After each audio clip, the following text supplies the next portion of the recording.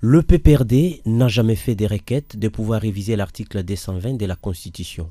Qu'on nous dise dans quel document cette requête a-t-elle été faite. C'est dans ce terme que ce serait défendu, affirme le site de la radio onusienne Okapi, le secrétaire général du PPRD, parti phare de la majorité présidentielle, des accusations de milieux politiques, associatifs et universitaires sur une prétendue volonté de son camp de réviser l'article 220 de la Constitution de la RDC qui limite à 2 le mandat présidentiel. Évariste Bochab, qui parle d'intoxication à ce sujet, est en tant que professeur de droit, auteur de l'ouvrage Entre révision de la Constitution et l'inanition de la nation, qui depuis sa publication en juin dernier fait l'objet d'une vive controverse, qu'il avait d'ores et déjà anticipé sur le site de son auditeur, parlant de passions et réactions inexplicables que suscite toujours en Afrique subsaharienne l'évocation de la révision constitutionnelle. PPRD, viva!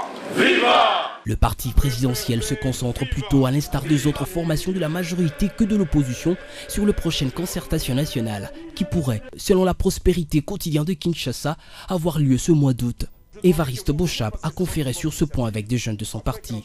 Et les concertations, c'est une bonne opportunité que les garants de la Constitution, les garants du dialogue, le président de la République, qui se trouve être l'initiateur de notre cher parti, a sollicité pour que le fils de ces pays puisse se mettre ensemble et parler des questions qui concernent ces peuples-là. Parce que nous estimons, nous, que le peuple qui sont à l'est de la République, ce sont des Congolais comme nous autres, qui ont besoin de la liberté, qui ont besoin de la paix comme nous autres qui sommes à Kinshasa. Les concertations initiées par le chef de l'État Joseph Kabila devaient aboutir sur la cohésion nationale face aux velléités de balkanisation du pays. Le journal La Prospérité a affirmé dans sa publication de mardi 30 juillet qu'une ordonnance fixant la date et les lieux de ces assises pourrait être signée au courant de cette semaine.